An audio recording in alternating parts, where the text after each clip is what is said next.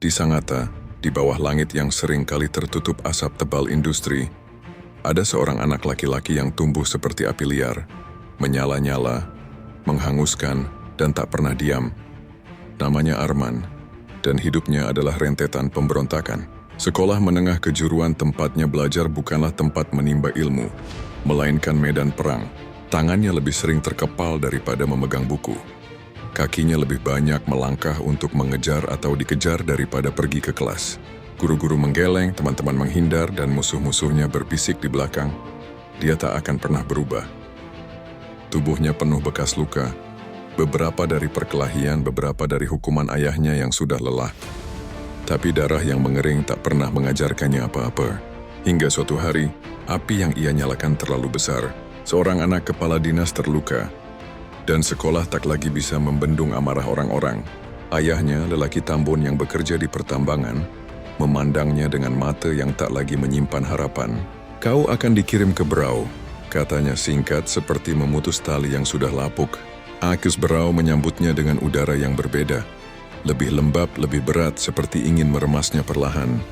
Sekolah barunya kecil, temboknya retak dan murid-muridnya memandangnya dengan curiga. Di sini ia bukan apa-apa. Bukan si jagoan, bukan si pembuat onar, hanya seorang pendatang yang harus mulai dari nol. Malam-malam pertama dihabiskannya di kamar kos yang pengap, mendengar suara jangkrik dan gemericik sungai di kejauhan, tanpa teman, tanpa musuh, tanpa identitas. Untuk pertama kalinya Arman merasa sunyi, dan sunyi itu lebih menakutkan daripada amarah siapapun. Kiundi, seorang guru tua Pak Harun, memberinya tugas membersihkan bengkel setiap sore. Awalnya ia menolak, tapi upah Rp10.000 per hari membuatnya tak bisa menolak. Perlahan tangannya yang biasa meninju mulai memegang kunci Inggris menyekrup membersihkan oli.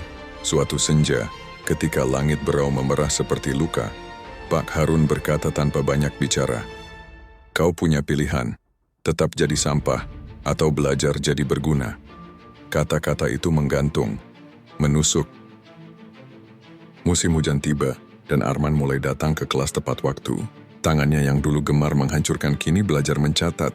Ia tak lagi mencari musuh, tapi mencari cara. Cara untuk lulus, cara untuk membuktikan bahwa ia bisa berbeda. Ketika ujian praktik tiba, ia adalah yang terakhir pulang, berlatih hingga tangannya kapalan. Ketika teman sekelasnya kesulitan, ia membantu tanpa diminta. Perlahan, orang-orang mulai melupakan Arman si berandalan. Mereka mengenalnya sebagai Arman yang rajin, Arman yang tak pernah menyerah. Di hari wisuda ayahnya datang. Wajahnya masih keras tapi matanya berkaca-kaca. Arman berdiri di panggung mengenakan jas biru yang sedikit kebesaran dan ia tersenyum. Bukan senyum kemenangan, tapi senyum orang yang akhirnya mengerti arti berusaha. Angin timur berhembus membawa kabar.